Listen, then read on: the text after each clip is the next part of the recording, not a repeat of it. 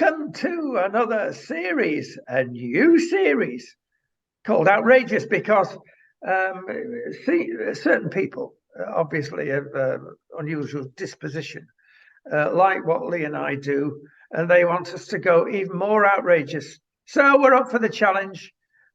We'll tackle things that nobody else tackles. Not even GB News. They wouldn't dare do what we do. But this is the advantage of being as in a foreign country. Lee's still in there, but he's leaving. So, well, we can get away with it. Leaving UK, that is. Well, we can get away with it. We'll have a go. And at times it needs a bit of outrage to shake the tree, doesn't it? To get the apples to fall off. Yeah.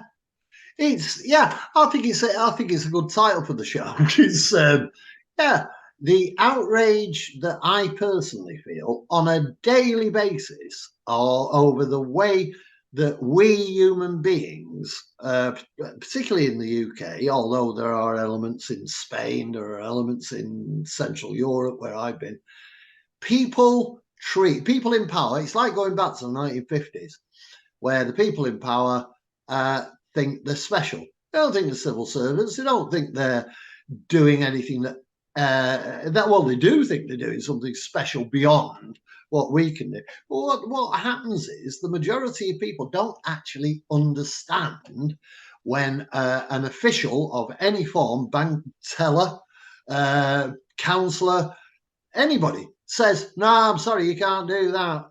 Then you go, "Oh, all right then. Sorry, I didn't realise." And that's it. So the banks get away with it. It's beyond normal. And it all began on one day about 20 years ago when the first person handed over their credit card to pay for £10 worth of petrol rather than pay with a £10 note. Because this is what happens. You get a £10 note, thank you very much. Here, they go, oh, thank you very much. In your pocket, gone. Yeah, card, plastic card. It's control. They love it. Well, the thing is, the difference, I worked it out. We did a big story on it for, I don't even know, I think it was The Sun, about the fact that a normal transaction, a £10 transaction, would take round about 10 seconds, 15 seconds. I can't remember the figures exactly, but say 20 seconds. Once you involve that little bit of plastic, you go,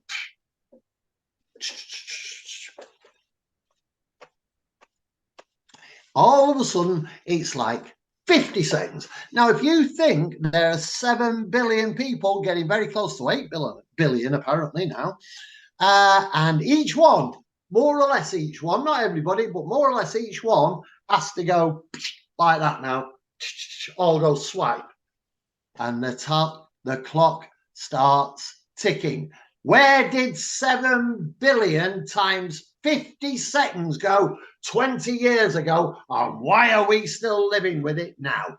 Well, you can do your own survey at a supermarket checkout. It's easy enough. Try one day paying with cash while it's still available to you, and the next day try your card. And when the machine doesn't read it because it's not set up properly and you have to put it inside, and then you're fiddling about with it and it doesn't work. Oh, that card doesn't work. What's wrong with it? Oh, I'll try another card. And yes, it's 5 times as long, Lee. Absolutely. I had an experience. This is how ludicrous the banking system in the UK is. And it's an insult to intelligence. I went to what they called ATMs, those things you stick your card in the wall in. And I stuck it in. I did my hand like that. I did my face. I did like that. So nobody would know who it was. Oh, look, I messed my hair up. And and it suddenly came up, no funds available. Well, what? Why is it? I don't know how much is in that account. So anyway, it then indicated that the machine wasn't ready. So I went in the bank. Now, I banked at this bank for 30 years at least, this one branch that still exists. And they know me personally. I even go out drinking with some of them, or when I drank. And I walked in, the lovely little lady behind the counter said, "Oh, hello, Mr. Banks." I said, "How do you know?" Glynis, or whatever her name is. And I said, "I can't get any money out of the ATM." She said, oh, I can sort that out for you. I said, thank you. 200 quid or whatever I wanted. Gave her the card. She said, have you any proof of identity? I said, yes. She said, oh, good. How? I said, you know me. She said, well, I know you, but I need some proof of identity. I said, well, we were having a drink together 3 days ago. And she said, yes, I know you very well, Mr. Banks. I said, well, you tell whatever it is that you know me and everything will be all right. I said, and also, while you're pondering this, answer one question. Why can I go to a hole in the wall, which is covered in things telling you to be careful for criminals and con men being around you, cover you held up, hide your face, everything, right? Why is that able to give me £200 without checking who I am, without photographing me, without taking any checks on my identity? I can stick it in the wall and get me money and come and see you who knows me name, and you say, no, can't do it. Peter won't allow me. Well, it's called control, I repeat. It's the future, and it's not a good future. And I will illustrate that with, and I'll name names, Barclays Bank. Oh, yes. But having said Barclays, they're all up to it, but this one's on steroids. Yeah. It's a beauty. And it's a personal thing, but I'll have a go. I shall confess what I can. We're investigating it at the moment because we're seeing what our options are, and we have some. Basically, we're buying a house studio in the north of Spain, so that'll give us 2 studios and better reach. And we want money over. And 10 days ago, I phoned Mr. Barclays up and said, can I arrange for this money? So in good time.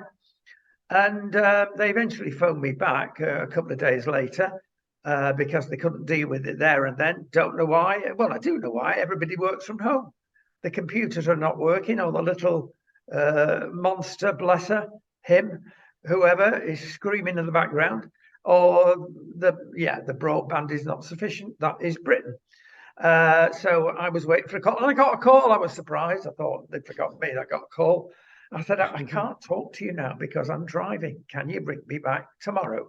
I should have pulled the car in off the motorway and risked life and limb because that was the end of it. Several days later, in frustration, I thought I better get this sorted out 3 or 4 days before the event, wanting the money. And I was told by one of the lady chiefs, have you tried going online? Have you tried using the app? I said, I've tried both and they don't work. Oh, they must work. You're doing something wrong. I said, well, look, in my business, I am quite techie and I know how these things work. Yours does not work. Have you got one of our little pin machines? And these are you put your card in and it identifies you and you can draw money out, allegedly. I said, you've sent me one, but it doesn't work. And somebody else along the road has said to me, well, go to your nearest ATM and change the number, change the password, and then you'll be all right. I said, no, it doesn't work that way in Spain. Oh, it'll be all right now. So I go on an hour's journey because we're in the hills here, away from everybody, peace and quiet. And it doesn't work. So that was nearly a whole morning with toing and froing. It does not work. Oh, you're doing something. It's always your fault. It's never their fault. I talked to about 3 or 4 ladies and I couldn't get any help. I said, right, that's it. I want to speak to a techie. Now, that's a tip for everybody, all our viewers. Always ask for a techie because they're usually more honest and open with you because they're techies. Whereas the bank teller, the bank lady, the bank gentleman wants to sell you something or get you out of their hair in early course. So you're not going to get helped. To cut a long story short, we're still waiting for the pennies because the only way around this is to me to fly back to Britain to get another card and another machine. I was actually invited to do that. My reply was quite pleasant considering all things. And I've got to wait till the first class post comes to Spain. I said, forget that. First class means 3 weeks as opposed to 2 with the post and the postal strike. And don't blame Spain. The UK's on strike half the time. So I said, will you send it out through UPS? And, oh, we don't do that. We just send it airmail. I said, hang on. Nobody goes by boat these days. Everybody gets airmail. You know, it reminds you of sea mail. Well, I don't know. Noah had the last ark that did this. So, oh yes, it will go out by UPS Express. I think, thank goodness for that. It'll be here in 24, 48 hours. It's not. I said, make sure you put it in the post tomorrow, which was last Friday. This is, by the way, Monday the following week. Still waiting for the car because we can't do anything. It's probably too late now, and we may well have lost the house. Watch this space because there's going to be lawsuits flying. Well, there is anyway, because I've had enough of banks and people that don't know what they're doing. And the bottom end to this is that the ladies, because it's usually a lady, can I say often it's by foreign extraction. And that is even more upsetting because you can't understand a word they say. But they're so polite. If you get a Filipino, a Filipina, they're brilliant. They never lose the temper, and that makes you even more uptight. But they're nice. We can't understand what they say. But I got one that could understand. She said she was a techie. No, she wasn't. My granny can be more techie than that. So I eventually asked for a manager. Give me the manager, you know. Ooh. And I was told, and I've been told this before, managers do not answer the telephone. No. Truly, isn't it? You've had the same experience. Well, what are they doing then? Well, you can get them. That's the thing. You can get them. But you risk being hung up on. If you say, can you put me through to your manager, please? And they say no. Then your response, as far as they're concerned, has to be, oh, thank you. And that's it. Yeah, they don't want to get in trouble. They want to keep the brownie points, so they don't put you through to management anyway. But I know they, management hide. They get that many complaints. Oh, obviously. Yeah, of course we do. Yeah. All managers hide. That's why you have staff. But there is a point where you've got to stand up and be counted. And hope you're not cut off. Well, the lady nearly cut me off because this was 10 days, don't forget. And I, not viciously, I did raise my voice when she said, it's going to work. You see, I said, no, go through with it. But I've done this with so many of the ladies. I go through it. I'm on my computer. She tells me what to do. And it's exactly what I've been doing for it. It's not working. I said, what are you going to do about it? Because if it doesn't arise tomorrow, that's it. We've lost the house. Potentially lost the house. And it may well be so. You're raising your voice. Now, bear in mind, they've got a crib sheet. So they've got an answer to every question. It's written down. And if you swear, and I didn't, pointless, they will cut you off, however mildly expletive. They cut you off. I'm going to cut you off, she said, because you're raising your voice. I said, would you point to any other saint that you know in the whole world that would put up with 10 days of this nonsense when it's clearly your fault? And then she thought, oh, he's probably right. And she calmed down a bit then. But I didn't get anywhere, Lee. No. Can I say, Barclays, you're typical of the way banks treat you. Banks have got away with murder. They got away with murder in 2008 when they should have been let go bump because you can't get them. Government will always rescue you to save their own souls, I suppose. But frustration...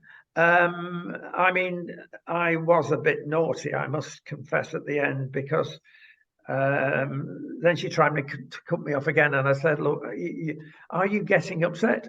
Oh, well, I said, well, would you like me to pay for a counsellor for you? Would that help? Yeah, then she really got upset. But that's where we are with Snowflake Britain. And people are saying now, let's hope we don't have a third world war because we got a generation of snowflakes. And what would they do?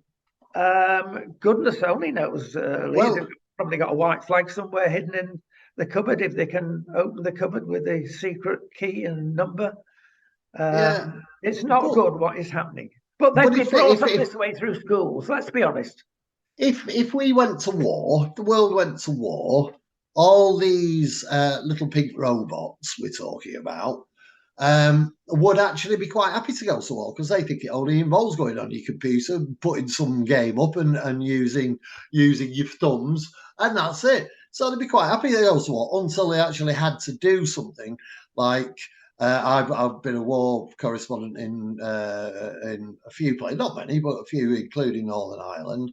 And if they had to do what our soldiers and our forces people do in these places, they wouldn't survive. Life isn't a matter of computer games and pretend confrontations. It just isn't like that. I had an experience not that long ago, not with a bank, but I had the unfortunate circumstances where I'd lost a wire to my computer. Now, Tesco's in the area we're in operates as a very big supplier of computer equipment. You know, everything, all pretty low grade, but quite expensive. So I phoned them up and said, "Excuse me, do you have this wire in stock?" They said, "I'm sorry, sir, I don't know." I said, "Can you have a look?" They said, "I'm sorry, sir, I'm not allowed to look. I'm working behind whatever, and I don't have the time."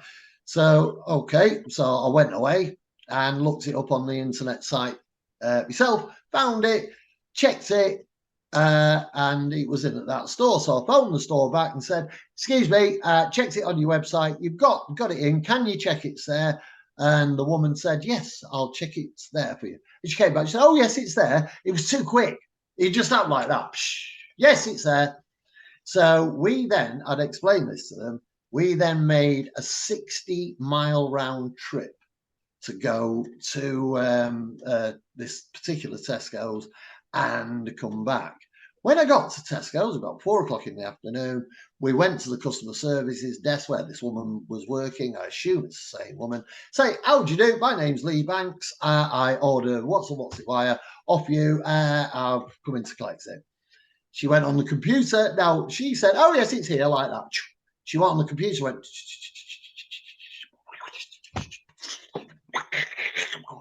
"No, sorry, we don't have any in stock."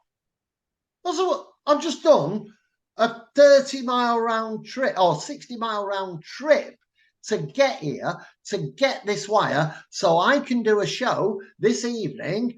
And you personally told me that you got it in. Now I've come in.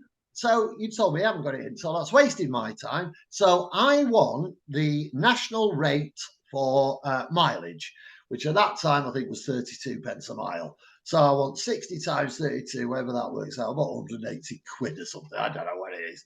Anyway, that's what I wanted off him. And then I said, I want delivery of that wire by 6 o'clock this afternoon before I do the show. And this is what happened. This is what happened. She burst into tears. She started to cry. She literally, whether it was real or not, I don't know, because it was like that. And I said, "What's up, Doc? You all right?" She said, "No, you're intimidating me. You're frightening." I said, "What do you mean I'm frightened?" "Oh, said he's what, 180 quid for the petrol you made me waste." By that time, I was a bit angry. All of a sudden, there's all these security guards around me like that. Yeah, and then I'm going, pretending they've got guns. They haven't even got a cosh. Yeah, they've got nothing. They've just got a hanky in the pocket and they put their hand on it like it's a gun. So anyway, being a Mancunian, you're well aware of it. I wasn't very impressed about the fact that the security guards had come mob-handed to chuck me out of the store because they made me do all that and everything else. And so I said, "Listen, mate, you're going to have to get the police. If you want me to leave this store, right, you're going to have to get the police and get them to remove me, right? Because I've done nothing wrong." So they wouldn't do it. They wouldn't get the police. They just started shoving about with it. Nothing really violent, but very aggressive, more aggressive than I was. And I thought, well, I'll burst into tears as well then. And I didn't. I just left the store and went home.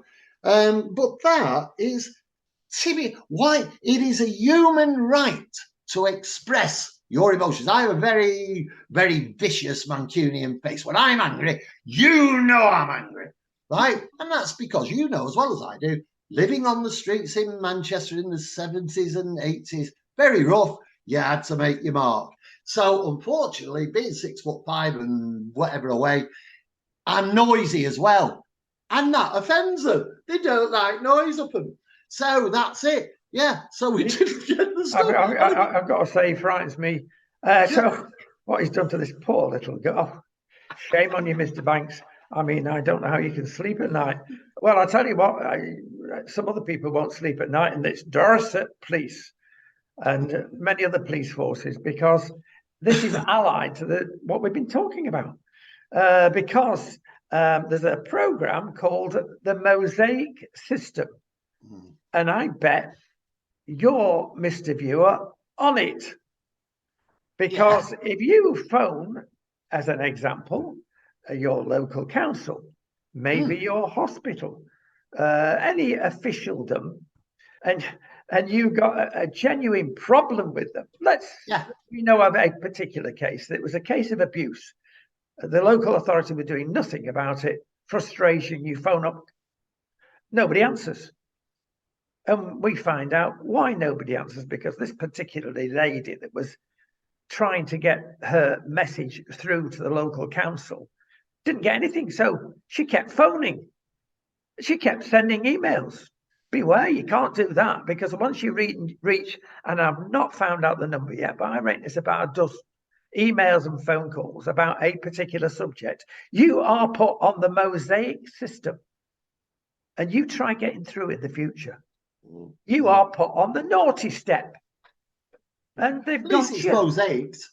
Well, that as well, and that is dreadful, because they are in complete control, complete power, and a local council will buy this program, and it cost £35,000, and we taxpayers, ratepayers, there's an old phrase, council taxpayers, we're paying for this 35,000, and we're being done down.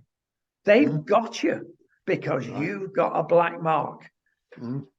That is dreadful. Who is in control? Well, the big controller is in control. Who do you see as in control? This is the thing that's always bothered me about this kind of state, and I don't disagree with you at all. When the pandemic first hit, we talked widely, and the general public did, and the media did. The only people who didn't were people in authority, about the reset of the world. Now, I thought that's ridiculous. All we got is a bit of a bug flying around, and how can that reset the world? And it did. We are watching our world being reset overnight. Well, not overnight, over a number of nights, over a number of months, over probably a number of years, and we are becoming less and less important. Very quickly, I watched a man who, in a way, I admire because of his determination. That's Elon Musk. And he was quite honest, and this is how frightening it is. He is now working on artificial intelligence, as we know. And the artificial intelligence he is trying to work on is a program which is put into your head, I assume, or your blood system, whatever. And it will help people diagnose illnesses that you've got, and it will look for cures. And I mean, very well done, Ellen. Yeah, why has he got a girl's name? Why is he called Ellen? Why didn't he call himself Helen? And why do you call Lee? Because that's a man's name. Look at Lee. Do you want me and Lee Marvin to come and see you? You remember the Johnny Cash film in Folsom Prison, and his dad named him Sue to make him tough? I reckon that's happened to you, man. I don't know what. Actually, I'll tell you the truth. This is how I came upon my name of Lee, which is spelled Leigh. My father, who perhaps wasn't the most articulate man in the bunch, wanted me to be named after Lee Marvin. Unfortunately, he didn't check it out. So Lee is L-E-E, big manly name. Mine is Leigh. I have the girl's spelling of my name because somebody got it wrong when I was a baby. Well, did they though? I mean, you're in vogue. You're in the moda, as they say in Spain. fashionable. Yeah. You can be a boy and a I girl. am very Tomorrow you fashionable. could change your sex. Don't need to change your name. This is why Leslie's always been popular, you know. Yeah, Leslie's. Yeah, all the Leslies in the world. Yeah, I know exactly what you mean. Yeah, it's loads, isn't there? It's like, who would have called John Wayne? Who would have called John Wayne? Yeah, big girl. Yeah, because he was called Marilyn or whatever. He was Marion, wasn't he? Yeah, called Marion. Yeah, crazy, man. Those are the days. Well, listen, where do we go from here? That's what everybody's saying these days. But I'll tell you where we go, because this very day, we're in the middle of COP27, which is the same as COP26 and 25 and 24. There's no difference. The same suspects are there, Lee.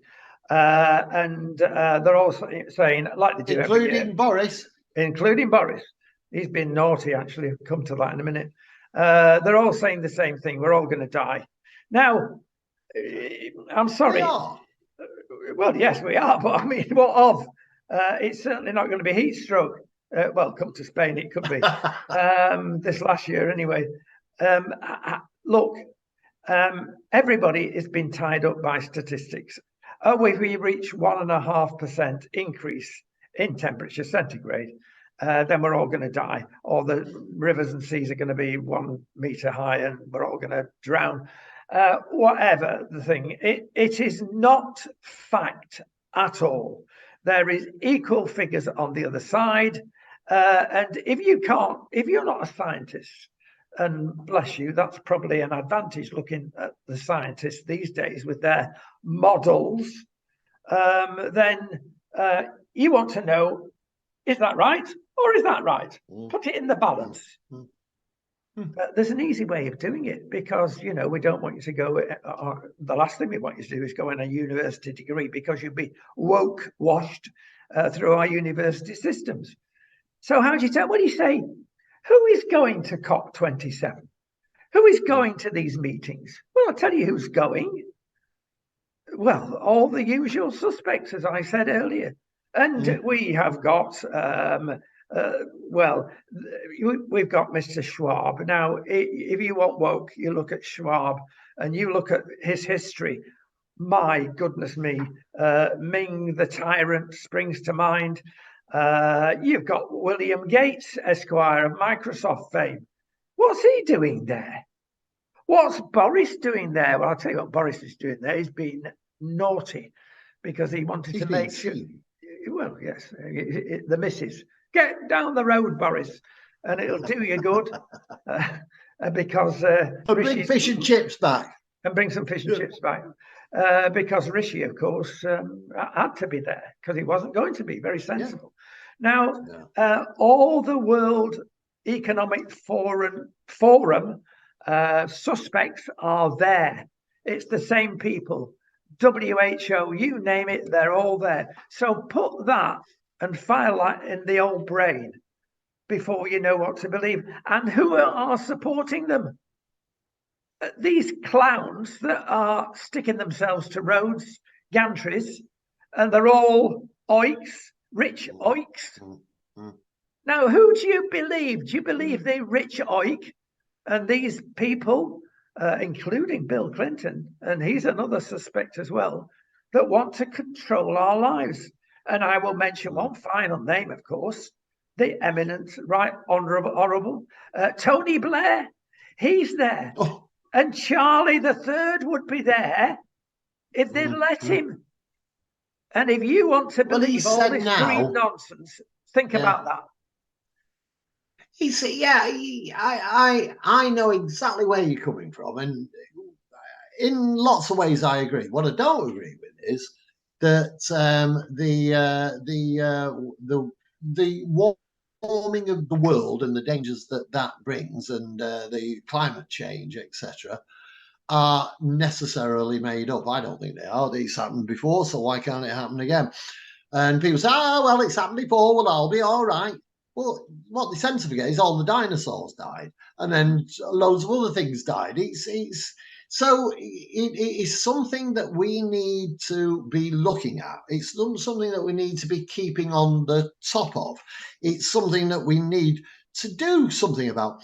Not tell us all to run diesel cars and then double the price of diesel. Then tell us to get this 10E petrol, whatever it's called, and then find that crucifies and kills your car.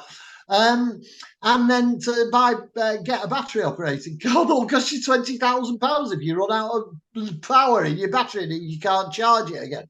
The world is full of absolute madness, but climate change is something that sensibly should be looked at.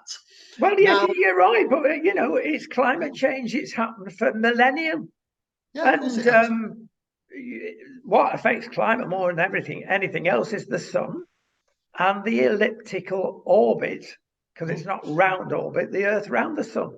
And if you get two things happening at once, the Earth is, for the next 100 years, maybe, it's going to get a bit warmer, then it goes cold again.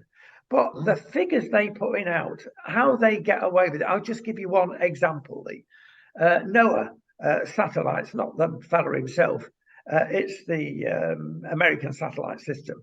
And they publish figures and they're not truthful. They may be accurate because a satellite up there can take pictures, as we know.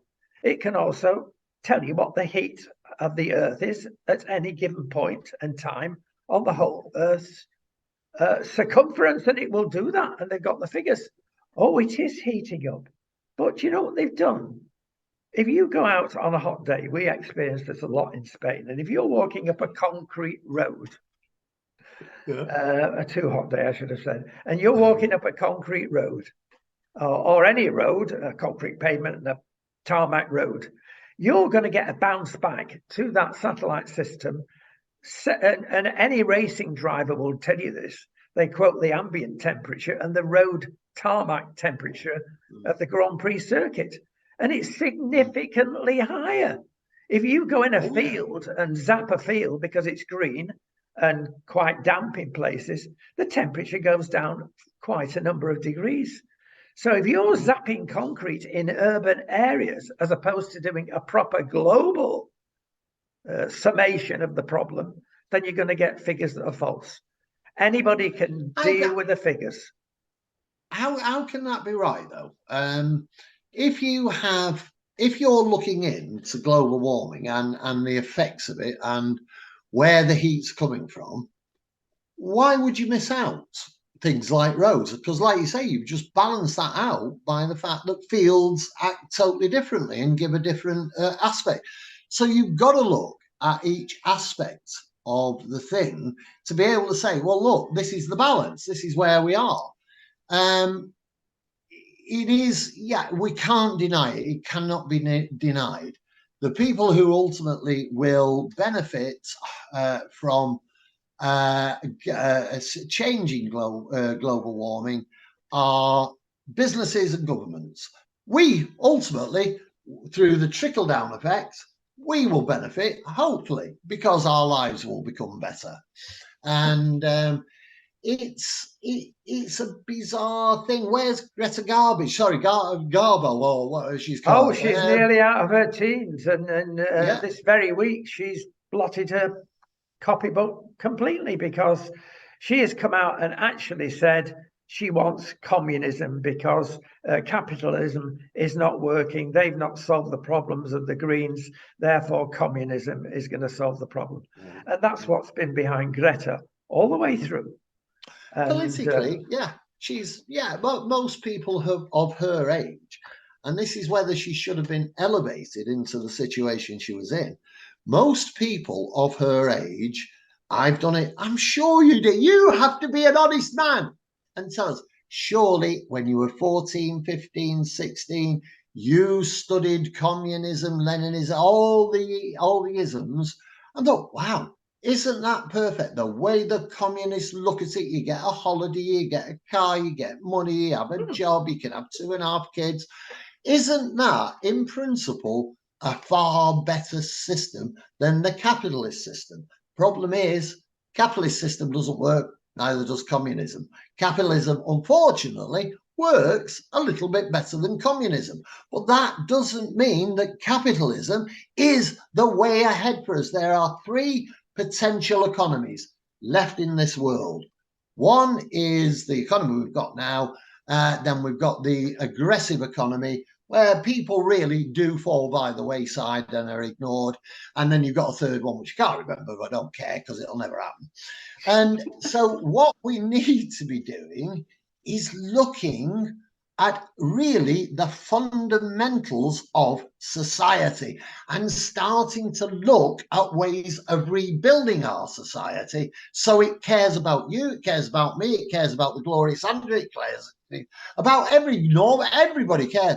The fact is, we can't do it because we all believe in the pound, in the coin, in the note, in the credit card, and it doesn't exist.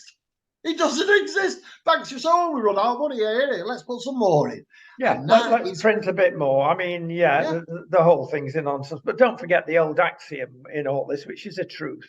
If you don't vote socialist when you're young, you've got no heart. And if you carry on being a socialist when you get older, you've got no brain or head or whatever. But that's it. Of course, it appeals. We should all be equal. No, we shouldn't. If somebody's working twice as hard as you or I, which is probably impossible, we've got to say that, Lee. Got to stick up for the bank unions. If they did work, they deserve twice as much wages, don't they? I believe so.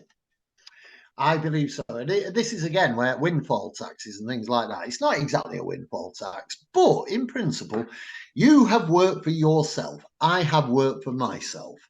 I have worked 20 hours a day for many, many years, 7 days a week, and I have earned I earned enough money over that period to basically retire when I was 49. Now, what am I to do? I work 20 hours a day in a very high stress business and did not brilliantly. I'm not overtly rich. I'm all right. I can get by for the rest of my life. I can't live fantastically, but I can do all right.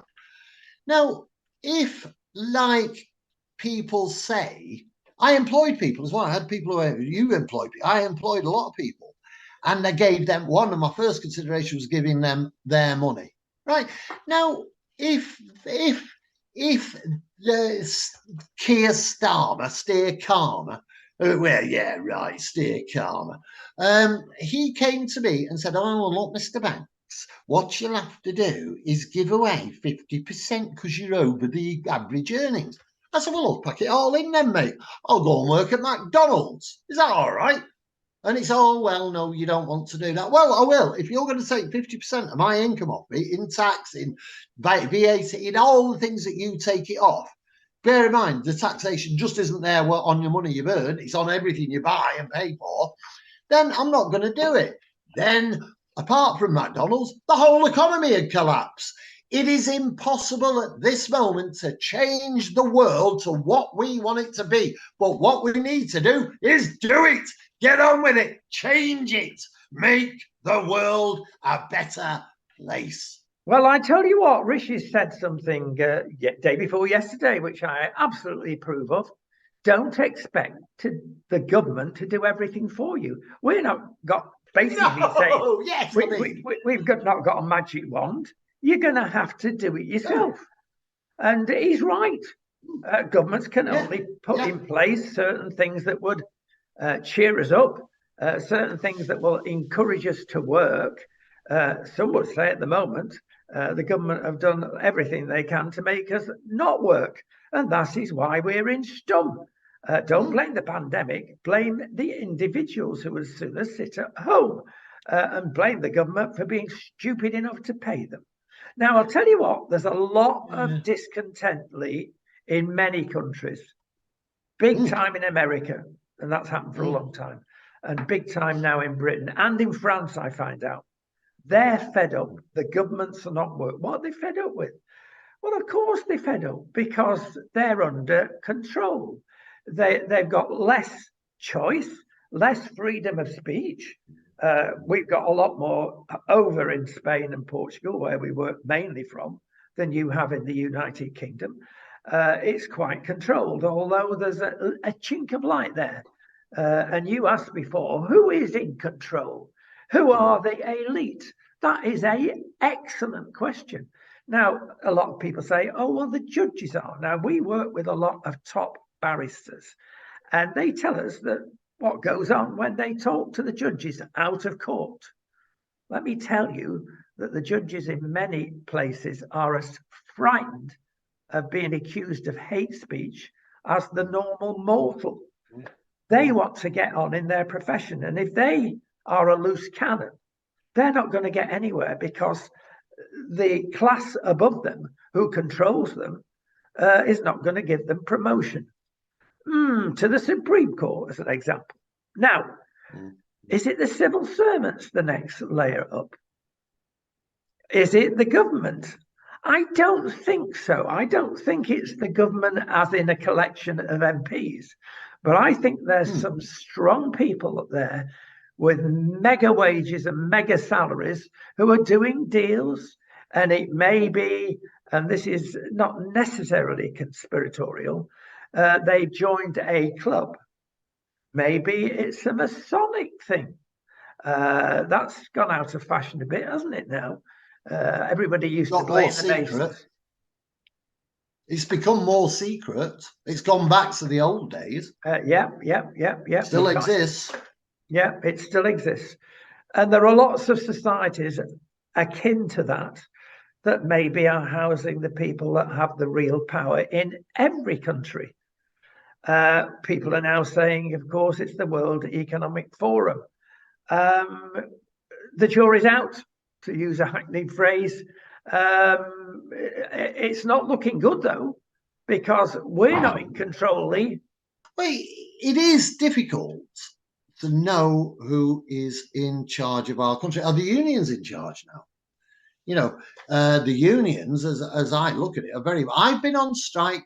I've been out on strike with the NUJ, the National Union of Journalists. They left me without a penny because I had to stay on that. I had to go on the picket lines, and I had to travel, because of where I lived, I had to travel ages, and it cost me a fortune. But anyway, I did it, and we won the case and everything, and it didn't damage my career. But why now? Let's think about this. If Britain is a business, it's called UK PLC or Great whatever. If when you are in trouble, there's been a lot of illness, you've had a lot of problems, you're having a major battle with somebody else, like a war of attrition over something, you're involved in all sorts of things like that, and you're not making money because money's become more expensive, you can't borrow it, and everything's going up. And then all of a sudden, your workforce say, well, I'm going on strike. I'm only on 32,000 a year. I want to be on 42,000 pounds a year. You've only given me 5% and I want 7%. What would you do as the boss? So what can I do? That's my money there in the bank. That's my house that's up like for sale and in jeopardy. I am giving you £32,000 a year to do a job. I've also guaranteed that you will get something in the future. Then the bus guards jump in. Then all of a sudden the solicitors jump in. Then all of a sudden the barristers jump in. Then everybody jumps in. Everybody's going on strike because we've got no money. Nobody can afford to give anybody any more money because we haven't got any, because all the business is in trouble and we live in a capitalist society. The people who want to go on strike do not understand one jot about how businesses work. Now, there is nobody really. There are a lot of people who have a lot of problems with contracts. 0 hours contracts are despicable.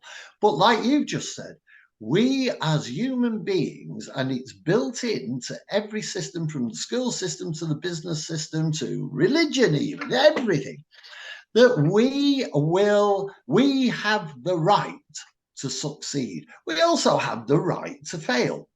And, like Bob Dylan said, there's no success like failure, and failure is no success at all. He said that 50 years ago. I still don't understand what it means. And the simple fact is that you have the right to do something. You have a right to get off. I don't know what to say on this show. Oh, can say BTM, get off your BTM, right? And go and do something to make yourself some money instead of demanding that I give it you when my house is up for sale, my car's on lease, I've got an overdraft like a small country, and my business is collapsing. So it's, I want loads more money, and I'm not working for you. Good, go. Oh, yes. Well, that sounded like Putin, actually, for 1 minute. Did Then. I outrage you? Yeah, which is another problem, of course, which we've got at the moment. And we do Putin. blame him for being a killing machine. And it's not forgivable. Some people are saying, well, he's got every right to defend. But he's not actually defending I don't see anything happening there in early Corsley. We've got this for quite a long way, and we've got to buckle down. And if we're talking about who's going on strike, I'm sorry, I do not support the nurses' strike. That is wrong. Florence of Nightingale fame will be turning in her grave. And don't believe for 1 second they've had 2 pay rises during the pandemic. Nobody else has, or very few people have. And they want now 15 to 17%. It's outrageous. They're paid 30-odd thousand to 50 to 60,000 pounds a year. Now, let me tell you, our doctors in Spain are paid that, not the nurses. They're paid half of that. I'm sorry, they've been hoodwinked by another union. And if you want to go further and think of the train drivers union, they've decided to do a deal. In other words, the government are given in and blow me down 3 days to get the trains running again. And we have to pay them their wages. They didn't get paid, of course, while they were on strike. They used to, but they didn't get paid when they were on strike. But why should they get paid when they've caused 3 days of chaos? That is not right. If an employer tried to pull that one off, Lee, he wouldn't get away with it. No. And why have the people who glue their ears to the floor or glue their ears to a motorway, why have they got a right to stop people earning money, stop businesses making money, stop businesses being able to carry on? Now, if they want the right to protest, and there's an absolute right to protest within Britain, and I defend that. I defend many things like that: the freedom of speech, the right to protest, the right to withdraw your labour. But if I am working, say, for a hotelier, because I used to do travel journalism a lot. Now, say I'm working for a hotelier and I don't like him, and I say to him, I'm not working for you any longer. And he says, well, hang on, we've got this major project going on. If you move out, you will jeopardize it. Now, the union's attitude is to say, well, I'll use that as a lever against you. Well, you better give me £42,000, shouldn't you? Or, and then I would look at him and then say, oh, he's not going to give it me. He's going to get somebody else to do the job. And surely, if I closed down that part of his business, no, even though I was acting in a perfectly legal way, because of the time I chose, because of the complexion of everything that was going on, because of everything else, surely I am as responsible for his downfall at that particular time as anybody else. And surely I should be made responsible. Like, why should you get paid when you're on? Who are you helping? How does that help the world? Are you going to be a better nurse? A nurse? Are you going to be a diet nurse? And are you going to be a better nurse because you're on more money? Are you going to be a better doctor because you got a big wage rise a while ago? And all of a sudden you've gone for another, local doctors. Are you going to treat your patients better? What are you going to do for that extra money? Because it means you weren't doing the job right in the first place. If you can improve the way you treat people, then you should have been doing it in the first place, and you might have got more money then.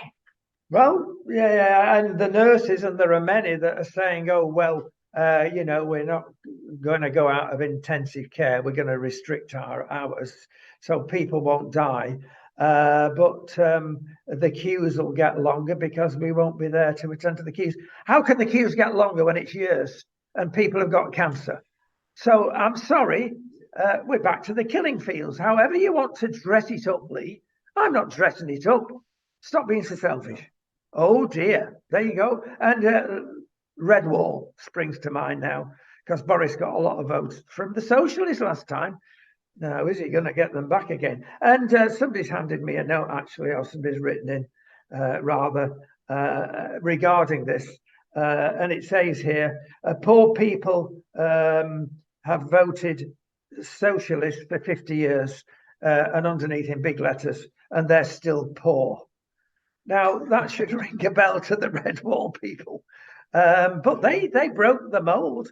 Not in South Wales, of course, because bless them, we're talking about the Welsh down there. They'd never vote. Well, they'd vote for King Herod if he killed all the firstborn down there. I mean, once you vote Labour, it's inbred. You've got a little thing stuck in your brain. But at least the Red Wall up north have decided to vote for Boris. They realised the error of their ways, did they? Will they come back? Yeah, the Red Wall is something that it's all necessary within our political system. Now, if you want to vote for Steer Karma, right? That's fine, do it. That's your choice. That is the freedom of choice within this destroyed democratic system that we have. Do it. But it doesn't mean then that just because you don't got much money, because you worked down a pit or you worked at McDonald's or whatever, and you didn't have the courage to actually go out. I say courage advisedly, because a lot of people are not got out for working for themselves quite acceptably.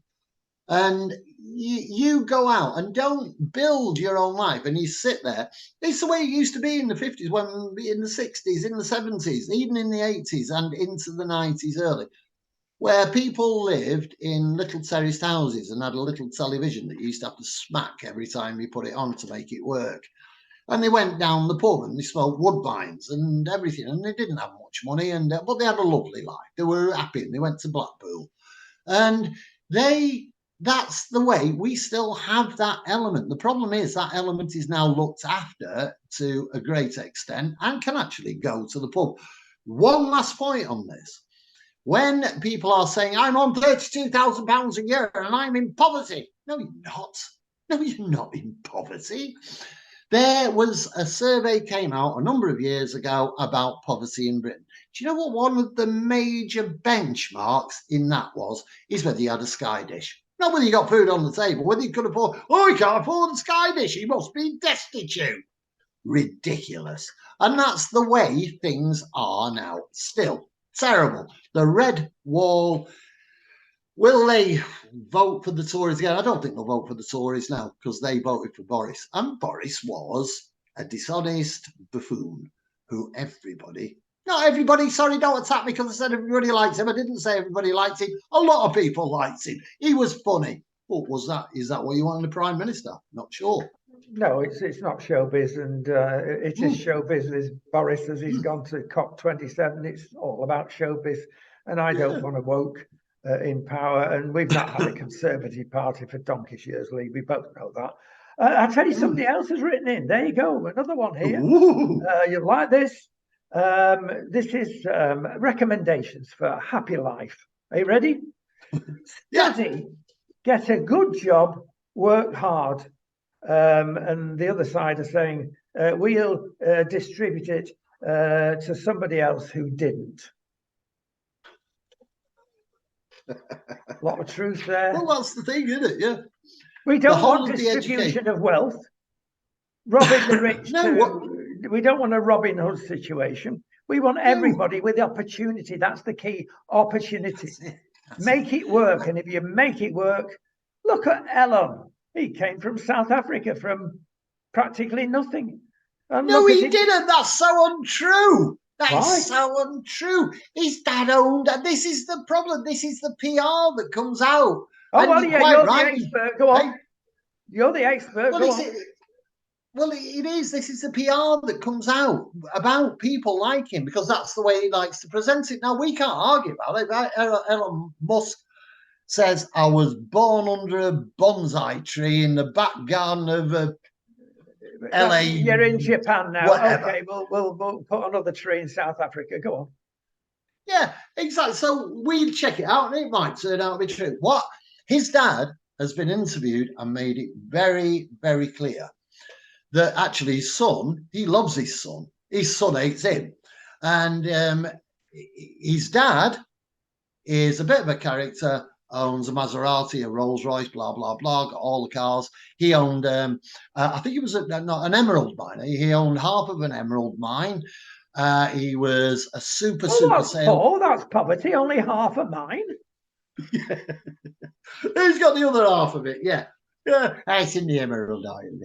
Yeah. It's like, it's just the way it is. But his dad wasn't poor. He didn't come from a poor background. He came from a very, very well-off background. His dad was a bit, not insane, that's wrong. He was a bit of a lad. And I don't think he did Ellen. Well, but is Boris a bit of a lad? Or is he just a bit? He's a rugby player, right? Elon Musk's dad isn't a rugby player. He's one of those 1950s cigar smoking, talking very far back like that with a pencil thin moustache. He's all right. He's all right. Elon's all right. But what they're going to do to the world, he's telling what Elon Musk is round the bend. People say, I didn't say that. Well, he's a bit eccentric, but we've got even the Brits who are very eccentric. We're eccentric as a nation. It's no bad thing because out of eccentricity comes genius. And anybody, he might have been from a inverted commas a poor background compared with what he's got now. The richest man in the world, yeah. If you'd have started out in Buckingham Palace, you'd still be poor, wouldn't you? Is he the richest man in the world? Closely followed by Rishi. We must vote for Rishi because if we get into 730 million he's got. Yeah, I know he can save the country, can't he? If he gets, a bit short. Well, go far, would it? No, it wouldn't. This is all comparativeness, if that's a word it is now. And we've... But there again, and we've both mentioned this for a long time, I wish the Brits would be more proud of achievements and not leave it to other nations. We've got some fantastic history. But the latest, of course, and we've got to go on this, time has gone, is from COP27, because now, and Boris is approving this, and Rishi, they're going to bring out a diktat saying that we have got to help all the poor countries because we have caused, especially Britain, global warming. Never mind the 1% of carbon footprint that Britain is causing, which is nothing compared with other nations. Forget America at 20% and Japan at about 17%. There's where your bullseye is if you want to shoot something. And we are being told it's like the slavery thing. You caused slavery. Hang on, we were the first nation, UK, to abolish slavery. And they're now going to sign a charter saying we've got to help all these poor nations as they see the sea waters rising. It's our fault. What a load of nonsense. If you go back to the Industrial Revolution, where this started, apparently, according to the Green Wokes, look what's come out of the Industrial Revolution. Fantastic things, whether it be penicillin or steam engines or science, even computers. It all started. They don't take that into account, how we've made other people's lives better. We go down the woke trip about the green. It's, as we said last week and the week before, Lee, it's become a religion. Get a grip. Yeah, I agree. I agree. Slavery, we were involved in slavery just as America were, and just as Germany was, just as so many other countries were. Spain, Portugal, everybody had a bit of it. Well, the Greeks were the first ones to be involved in slavery. The Greeks, there was nobody worse than the Greeks. I know, but they fed them kebabs, so they're quite happy. Ah, that's all right then. Well, they've got no money, the Greeks, haven't they, thanks to Germany. So it's no use suing them. But the simple fact is, the world was involved in slavery. Now, if a country, if I'd been involved in slavery, I've never been involved in slavery. I have been made a slave by many ex-wives. Andrea doesn't say that. No, Andrea's not. No, Andrea's never enslaved me. Yeah, she's done other things, but she's never done that.